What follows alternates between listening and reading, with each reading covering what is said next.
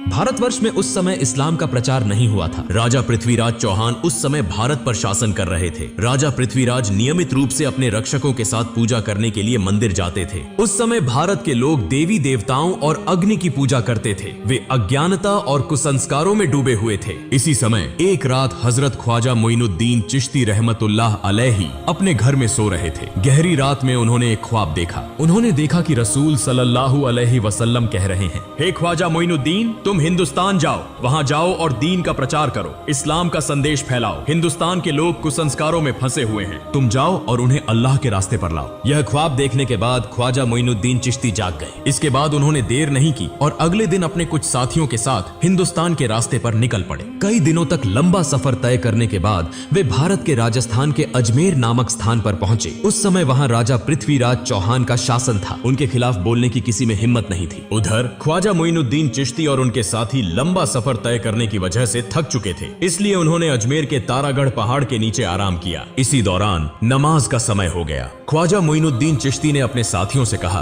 तुम पानी की तलाश करो क्योंकि वुजू करना जरूरी है, नमाज का समय हो गया है। तब उनके दो साथी एक लोटा लेकर पानी की तलाश में निकले। कुछ दूरी पर जाकर उन्होंने एक विशाल झील देखी जो आज के समय में आना सागर के नाम से जानी जाती है। वे आना सागर के पास पहुंचे और देखा कि राजा की सेना ने आना सागर को चारों ओर से घेर रखा है। उन्हें देखते ही सैनिकों ने पूछा, तुम लोग कौन हो? इससे पहले तुम्हें यहाँ कभी नहीं देखा, यहाँ क्या चाहिए? साथी दोनों ने कहा, हम ख्वाजा मोइनुद्दीन चिश्ती के शिष्य हैं, हम यहाँ वुजू करने के लिए थोड़ा पानी लेने आए हैं। यह सुनकर वहां मौजूद सारी सेना जोर जोर से हंसने लगी और कहने लगी, क्या तुमने राजा पृथ्वीराज का नाम नहीं सुना? उनके आदेश का उल्लंघन करने पर कठोर सजा मिलती है। इस झील से कोई और पानी नहीं ले सकता। पानी को हाथ लगाना भी मना है क्योंकि इससे पानी अपवित्र हो जाएगा। यह कहकर उन्होंने उन दोनों को भगा दिया। दुखी मन से वे दोनों ख्वाजा मोइनुद्दीन चिश्ती के पास लौट आए। तब ख्वाजा मोइनुद्दीन चिश्ती ने पूछा, तुम्हारे साथ क्या हुआ? क्या तुम्हें पानी नहीं मिला? उन दोनों ने कहा, हुजूर, पानी तो मिला लेकिन हमें पानी नहीं दिया गया। उन्होंने हमें भगा दिया और कहा कि राजा पृथ्वीराज ने किसी को भी इस पानी को लेने की अनुमति नहीं दी है। उनके आदेश का उल्लंघन करने पर कठोर सजा दी जाएगी। उनकी सारी बातें सुनकर ख्वाजा मोइनुद्दीन चिश्ती ने अल्लाह के दरबार में दुआ की और फिर उनसे कहा, तुम लोग आना सागर के पास जाओ और कहो कि ख्वाजा मोइनुद्दीन चिश्ती ने हमें भेजा है। इसके बाद वे दोनों साथी फिर से वुजू का पानी लाने के लिए निकल पड़े। जब वे आना सागर के पास पहुंचे तो सेना ने उन्हें रोककर पूछा, तुम लोग फिर क्यों आए हो? उन्होंने कहा, हम वुजू का पानी लेने आए हैं। सेना ने कहा, हमने कहा था कि पानी नहीं दिया जाएगा। अगर राजा पृथ्वीराज चौहान को पता चला तो तुम्हारी जान तक जा सकती है। हम किसी भी हालत में पानी नहीं देंगे। तब उन्होंने कहा, हम तुमसे पानी नहीं मांगेंगे, हम आना सागर से पानी लेने आए हैं। यह सुनकर वहां मौजूद सारी सेना जोर जोर से हंसने लगी। उस समय उन्होंने अल्लाह के दरबार में दुआ की और अपने हाथ में पकड़ी लोटे को आगे बढ़ाकर कहा, हे आना सागर, हम ख्वाजा मोइनुद्दीन चिश्ती रहमतुल्लाह अलैहि के शिष्य हैं। ख्वाजा मोइनुद्दीन चिश्ती ने हमें यहाँ भेजा है। अल्लाह के हुक्म से इस लोटे में आ जाओ। यह कहते ही एक पल में आना सागर का सारा पानी लोटे में समा गया। इतना अद्भुत और चमत्कारी दृश्य देखकर वहाँ मौजूद सारी सेना हैरान रह गई। तुरंत ही उन्होंने कलमा पढ़ा और इस्लाम स्वीकार कर लिया। लेकिन वहाँ कुछ कट्टर हिंदुत्ववादी भी थे। उन्हें लगा कि यह कोई जादू का प्रभाव है, इसलिए वे यह खबर देने के लिए राजा पृथ्वीराज चौहान के दरबार में भागे। राजा पृथ्वीराज ने जब उन्हें देखा तो पूछा, क्या हुआ? तुम्हारे चेहरे पर इतना डर क्यों है? तब उन्होंने कहा, राजा साहब, बड़ी विपत्ति आ गई है। राजा पृथ्वीराज ने पूछा, क्या हुआ? उन्होंने कहा, राजा साहब, न जाने कहां से एक बड़ा जादूगर यहाँ आया है। देखने में वह फकीर लगता है, लेकिन उसने अपने जादू से पूरे आना सागर का पानी एक लोटे में खींच लिया। यह सुनकर राजा पृथ्वीराज को ऐसा लगा जैसे उनके सिर पर आसमान टूट पड़ा हो। उन्होंने अपने जीवन में कई जादूगर देखे थे, लेकिन ऐसा जादू उन्होंने कभी नहीं सुना था। उन्होंने इसे अपनी आंखों से देखने के लिए तुरंत अपनी सेना के साथ आना सागर की ओर प्रस्थान किया। जब वे आना सागर के पास पहुंचे तो देखा कि आना सागर में पानी की एक बूंद भी नहीं थी। उधर अजमेर के लोग बड़ी संख्या में ख्वाजा मोइनुद्दीन चिश्ती रहमतुल्लाह अलैहि को देखने के लिए वहां पहुंच रहे थे। ख्वाजा मोइनुद्दीन चिश्ती और उनके साथी नमाज पढ़ने के बाद वहां बैठे थे। तभी राजा पृथ्वीराज वहां पहुंच गए। उन्होंने देखा कि कई हिंदू पहले ही इस्लाम स्वीकार कर चुके हैं। यह देखकर राजा को भीतर ही भीतर बहुत गुस्सा आया। राजा पृथ्वीराज एक बहुत चालाक और कट्टर हिंदुत्ववादी था। उसने पूछा, तुम कौन हो और यहाँ कहाँ से आए हो? मैं अल्लाह के हुक्म और रसूल सल्लल्लाहु अलैहि वसल्लम के निर्देश पर यहाँ आया हूँ। राजा पृथ्वीराज ने कहा, तुमने अपने जादू से इस पानी को क्यों सुखा दिया? तब ख्वाजा मोइनुद्दीन चिश्ती ने कहा, मैं कोई जादूगर नहीं हूँ, मैं अल्लाह का बंदा हूँ। मैं अल्लाह का हुक्म पूरा करने के लिए यहाँ पानी लेने गया था, लेकिन पानी न देने के कारण अल्लाह ने इसे सूखा दिया। यह सुनकर वहाँ मौजूद सभी लोग आश्चर्यचकित हो गए और ख्वाजा मोइनुद्दीन चिश्ती रहमतुल्लाह अलैहि की ओर एकटक देखते रह गए। राजा पृथ्वीराज चौहान बहुत चालाक और मक्कार था। उसने समझ लिया कि यह कोई साधारण व्यक्ति नहीं है, इसलिए वह नकली आंसू बहाते हुए और झुककर कहने लगा, हमें सबके कष्ट सहने में कोई परेशानी नहीं है, लेकिन मासूम बच्चों और निर्दोष लोगों का ख्याल करके कृपया पानी को को उसकी जगह वापस लौटा दें। यह मेरी आपसे विनती है। यह सुनकर ख्वाजा मोइनुद्दीन चिश्ती ने अपने 2 साथियों को आदेश दिया कि वे लौटा लेकर आना सागर के पास जाएं। दोनों साथी लौटा लेकर आना सागर के पास पहुंचे और जैसे ही उन्होंने लौटा आना सागर में रखा, सागर फिर से पानी से भर गया। यह सब देखकर वहां मौजूद लोग हैरान रह गए। उन्होंने पूछा, आप किस देवता की पूजा करते हैं? ख्वाजा मोइनुद्दीन चिश्ती ने कहा, मैं अपने रब एकमात्र अल्लाह की इबादत करता हूँ। वहाँ मौजूद सभी लोगों ने कहा, हम भी आज से उसी एक अल्लाह की इबादत करना चाहते हैं। उस जगह के सभी लोगों ने एक एक करके इस्लाम स्वीकार कर लिया, लेकिन राजा पृथ्वीराज चौहान इसे सहन नहीं कर सका। वह बहुत गुस्से में राज दरबार लौट गया। अगले दिन पृथ्वीराज ने राज दरबार में एक आपातकालीन बैठक बुलाई। पृथ्वीराज ने कहा, किसी भी तरह इस फकीर को यहाँ से हटाना होगा, उसे खत्म करना होगा। अगर तुम्हारे पास कोई सुझाव है तो जल्दी बताओ। तब एक मंत्री ने कहा, राजा साहब, यह फकीर कोई साधारण व्यक्ति नहीं है, वह एक महान जादूगर है। अपने जादू के प्रभाव से वह सभी को एक एक करके इस्लाम में ला रहा है। एक दिन ऐसा आएगा जब भारत में हिंदू धर्म को मानने वाला कोई नहीं बचेगा। उससे निपटने के लिए हमें एक महान जादूगर की जरूरत होगी। तब वहाँ मौजूद एक सैनिक ने कहा, राजा साहब, हमारे देश में इससे भी बड़ा एक जादूगर है। पृथ्वीराज ने पूछा, उसका नाम क्या है? सैनिक ने कहा, उसका नाम है जयपाल जादूगर। पृथ्वीराज ने कहा, जाओ उसे हमारे दरबार में लेकर आओ। इसके बाद कुछ सैनिक जयपाल जादूगर से मिलने के लिए रवाना हो गए। कुछ समय बाद वे जयपाल जादूगर के घर पहुंचे और देखा कि जयपाल हवा में तैरते हुए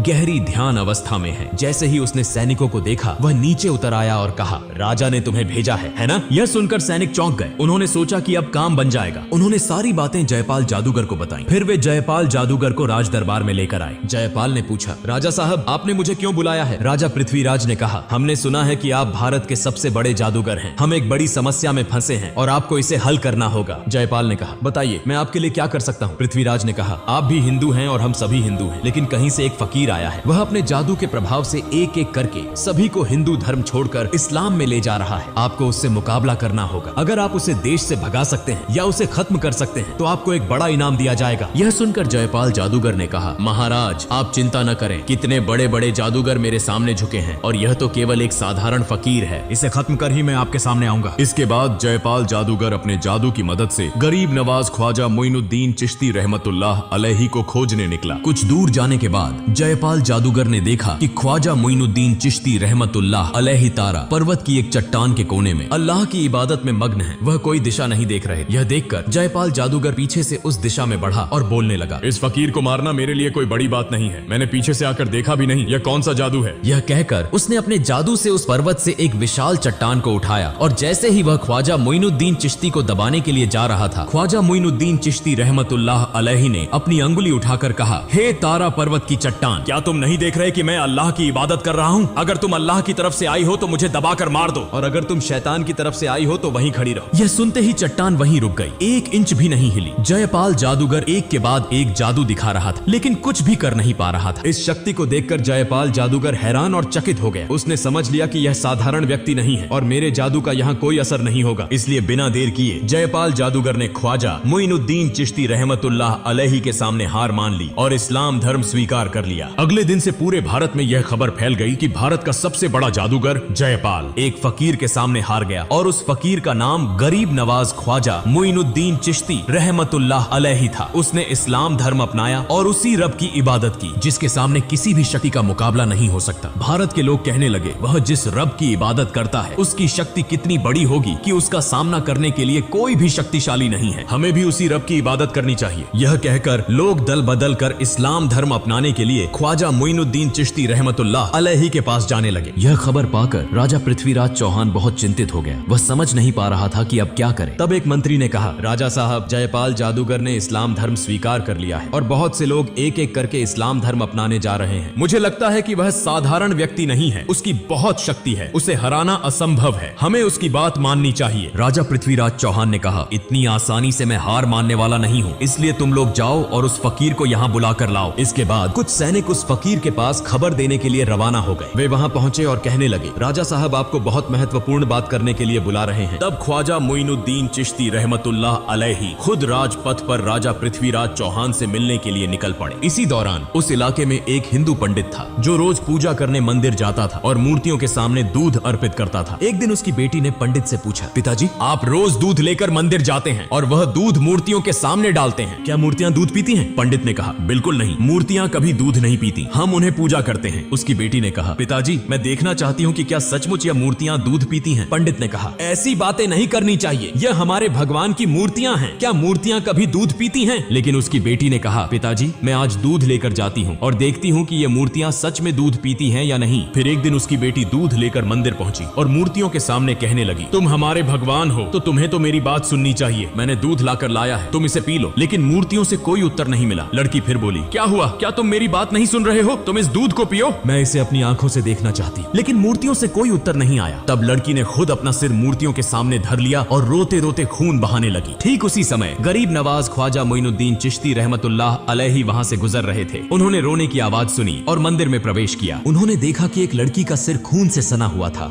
और वह जोर जोर से रो रही थी। तब ख्वाजा मोइनुद्दीन चिश्ती रहमतुल्लाह अलैहि ने उसे पूछा, बेटी तुम्हें क्या हुआ? लड़की ने कहा, देखिए बाबा, मैं दूध लेकर आई थी इस मूर्ति को खिलाने के लिए, लेकिन वह मेरी बात नहीं सुन रही है। तब ख्वाजा मोइनुद्दीन चिश्ती रहमतुल्लाह अलैहि ने कहा, माँ, मूर्ति कभी बात नहीं कर सकती और न ही खा सकती है। फिर लड़की ने फिर से अपना सिर झुका दिया और खून बहाने लगी। लड़की की इस भक्ति को देखकर ख्वाजा मोइनुद्दीन चिश्ती रहमतुल्लाह अलैहि हैरान हो गए। उन्होंने मूर्ति के सामने जाकर मूर्ति के कान पकड़ते हुए कहा, मैं ख्वाजा मोइनुद्दीन चिश्ती कह रहा हूँ, क्या तुम सुन नहीं रहे हो? इस निष्पाप लड़की को तुम क्यों रुला रहे हो? यह दूध पी लो। यह कहते ही मूर्ति ने दूध पीना शुरू कर दिया। यह देखकर लड़की बहुत खुश हुई और आनंदित होकर वहाँ से चली आई। जब लड़की गाँव में पहुंची तो बहुत से लोग यह कहने लगे, यह लड़की शायद कोई गलत काम करके आई है। सब लोग उसे बदनाम कर रहे थे। अब हमारा क्या होगा? वहाँ लड़की के पिता भी उपस्थित थे। सब लोग कहने लगे, क्या हुआ? तुम्हारी यह हालत क्यों हुई? लड़की ने कहा, पिताजी मैं मूर्ति को दूध पिलाकर आई हूँ। यह सुनकर सभी लोग हैरान हो गए और कहने लगे, यह लड़की झूठ बोल रही है, मूर्तियाँ कभी दूध नहीं पीती। वह अपनी गलतियों को छिपाने के लिए हमसे धोखा दे रही है। लड़की ने फिर से आंसुओं के साथ विनम्रता से कहा, मैं बहुत बार कहने के बाद भी जब मूर्ति ने दूध नहीं पिया तो मैंने अपना सिर झुका दिया और खून बहाना शुरू कर दिया। ठीक उसी समय एक फकीर बाबा वहाँ आए, मूर्ति के कान पकड़कर कहा, दूध पियो। और तुरंत ही उस फकीर बाबा के कहने पर मूर्ति ने दूध पीना शुरू कर दिया। यह देखकर वहाँ मौजूद सभी लोग चकित हो गए और कहने लगे, वह फकीर बाबा कौन थे? लड़की ने कहा, मैं उस फकीर बाबा को नहीं जानती, लेकिन लगता है वह कहीं आसपास होंगे। सभी लोग ख्वाजा मोइनुद्दीन चिश्ती रहमतुल्लाह अलैहि से मिलने के लिए निकल पड़े। इस बीच ख्वाजा मोइनुद्दीन चिश्ती रहमतुल्लाह अलैहि पृथ्वीराज के दरबार में पहुंच गए। पृथ्वीराज ने कहा, हे फकीर बाबा, आप क्या चाहते हैं? ख्वाजा मोइनुद्दीन चिश्ती रहमतुल्लाह अलैहि ने कहा, मैं भारत के लोगों को अंधकार से दूर करके कुरान की रोशनी से रोशन करना चाहता हूँ। मैं चाहता हूँ कि सब लोग तौबा करके अल्लाह के रास्ते पर लौट आएं, जो इस दुनिया के मालिक हैं, जो आखिरत के मालिक हैं, जो बोलते ही एक पल में सब कुछ कर देते हैं। हमारे सभी रोजी रोटी के मालिक हैं। जन्म और मृत्यु सब कुछ उनकी ताकत में है। मैं उसी महान अल्लाह ताला की इबादत करना चाहता हूँ। मैं किसी का नुकसान नहीं चाहता। जब वह ये बातें कह रहे थे तभी एक इस्लाम विरोधी व्यक्ति अपनी आध्यात्मिक शक्ति की परीक्षा लेने आया और कहा, अगर आप सचमुच आध्यात्मिक रूप से शक्तिशाली हैं तो पानी से आग बनाकर दिखाइए। ख्वाजा मोइनुद्दीन चिश्ती रहमतुल्लाह अलैहि ने अल्लाह का नाम लेकर पानी पर फूंक मारी और उसी पानी से आग निकलने लगी। यह अद्भुत चमत्कार देखकर वह व्यक्ति ख्वाजा मोइनुद्दीन चिश्ती रहमतुल्लाह अलैहि से इस्लाम धर्म स्वीकार कर लेता है।